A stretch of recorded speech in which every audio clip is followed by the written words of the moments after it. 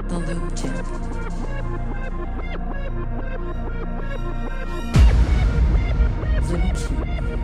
The Loopchimp. This is it. Massive thanks to pushing the channel beyond the 10K subscriber mark. The support for all the content has been insane, with producers flipping and cooking up the loops left, right and center. It's been one hell of a ride and I can't thank you all enough. Honestly, it's been amazing, and here I am.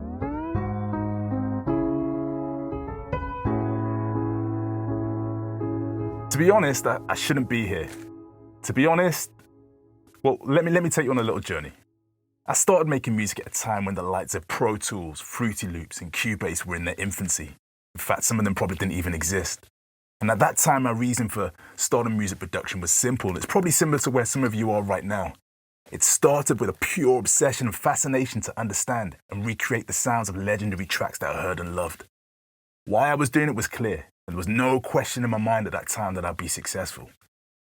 Now, some may say that's arrogant, but it was more just me being naive about what was to come.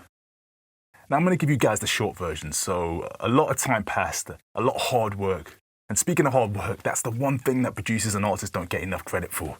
Some of the most hard-working people, period. You guys put in an insane amount of hours and days to perfect your craft. But let me not go off on a tangent here. So a lot of time passed, with a lot of ups and downs along the way, as you can imagine. And I found myself in a place where I was actually making music for a living. I was one of the lucky ones. I was writing and pitching for placements. I had music playing in TV commercials. My music was being featured in film documentaries, which all sounds great and good on the surface. And looking back, maybe I was a bit greedy.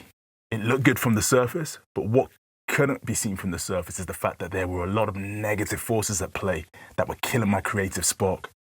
I got there and I felt like there was something missing. And in fact, there were a few things missing, actually. Now, something happens in the process of trying to land that next big artist placement or TV sync.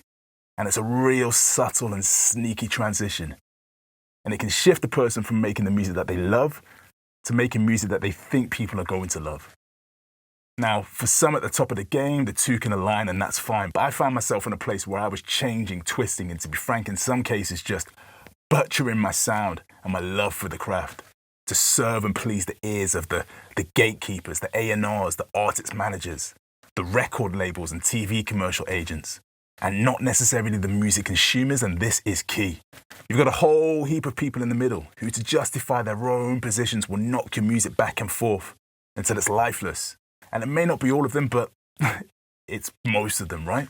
My strength was my musical versatility, my ability to genre hop and combine styles if needed. But at that time and in that environment, that gift slowly started to work against me, chipping away day after day, track after track. And I found myself in a place that I didn't enjoy the music that I was creating anymore. Now, don't get me wrong, I learned a heap of skills, production, mixing, mastering techniques along the way, which were golden, and of which I promise to share with you guys in the future. But I felt the need to just quit music completely, as it just didn't feel pure anymore. I was making a living out of it, but I was making what I considered to be throwaway music in the process.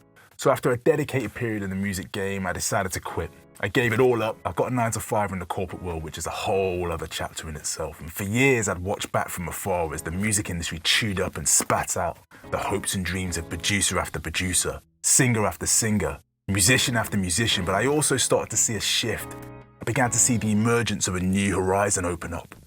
The internet and social platforms began to take the power out of the hands of those same gatekeepers and middlemen, and a direct path from artist to consumer was created. This was the new age. This is the new age. An age where the power has rightfully been put back in the hands of you, us, the creators. But what good is power if you don't know how to use it? Or more to the point, what good is power if you don't even know you have it? That's why I'm back. I'm back because I see more opportunities than ever. Great opportunities to create your sound and reach the masses. I'm back so that I can inspire up-and-coming producers and artists with loops and ideas. I'm back because I need to share a heap of much-needed marketing ideas that are needed if you want to get to the next level.